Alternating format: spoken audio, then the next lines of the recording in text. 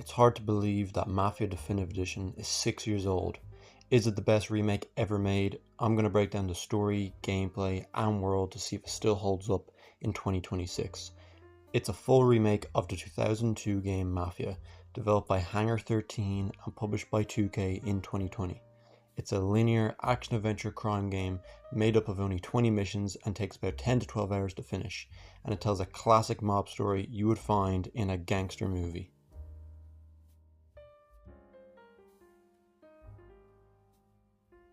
You play as Tommy Angelo, a cab driver in the city of Lost Heaven, who ends up getting involved with the Salieri crime family.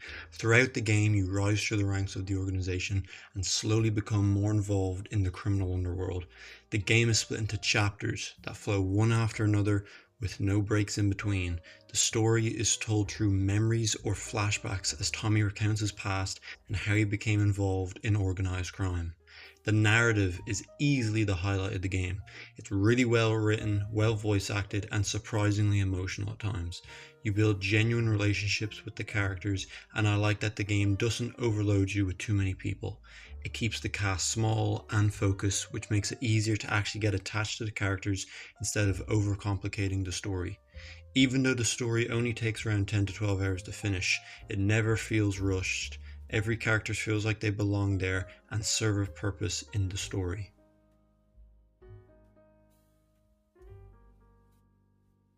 Gameplay is probably Mafia Definitive Edition's weakest part. The hand-to-hand combat is very basic and the shooting can feel a bit clunky. However, the driving is actually surprisingly good. The melee combat is really simple. You're mostly just throwing punches and trying not to get hit, and it's not especially polished or satisfying. The shooting is definitely better though. You've got a decent variety of weapons like semi-automatic pistols, revolvers, rifles, shotguns, and submachine guns. The melee weapons include things like baseball bats, pipes, knives, and knuckle dusters. The gunplay has weight to it, but not always in a satisfying way. Sometimes it can feel stiff and a little unresponsive. The aiming is a bit floaty and can be an issue when fighting multiple people at once. It works fine, but it's not amazing. The driving, on the other hand, is one of the strongest parts of the game. There's the standard driving mode, which feels like most games, but there's also a simulation mode, which makes the car's manual drive. You have to change gears yourself to accelerate, slow down, and put it into reverse. It adds a lot more depth to the driving, and it's a really cool detail that most games don't bother with. The physics overall are solid too.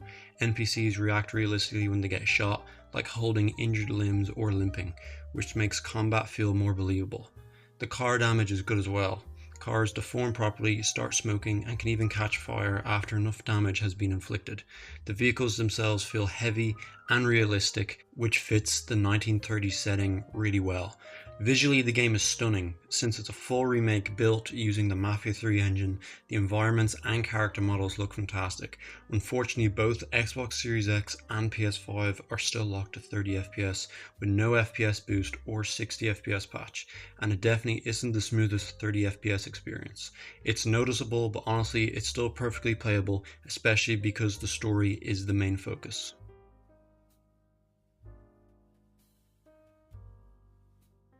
The world of Lost Heaven is fantastic. It's visually impressive and packed with detail, from the buildings and cars to the clothing and NPC designs. The NPCs themselves feel believable and responsive, which helps make the city feel lived in. Even though the game has a free roam mode, the world itself is actually pretty limited in terms of interactivity. Outside of places like Salieri's bar and restaurant, most buildings are just part of the backdrop. There aren't really many dynamic systems or mechanics in the world, so it's more of a setting for the story rather than a true sandbox open world. That being said, the atmosphere is incredible. The 1930 setting is recreated really well through the cars, clothes, hairstyles, music, and overall presentation. The architecture is probably one of the strongest parts of the world design because the city generally feels like it belongs in that time period. The music and radio broadcasts also add a huge amount to the immersion. When you're making games set in the past, details like music, advertisements, and media are really important because they help sell the illusion of the time period.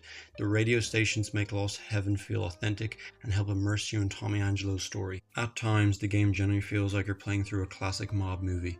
I do wish the world had more interactivity, but for what is there, I think Lost Heaven does a fantastic job.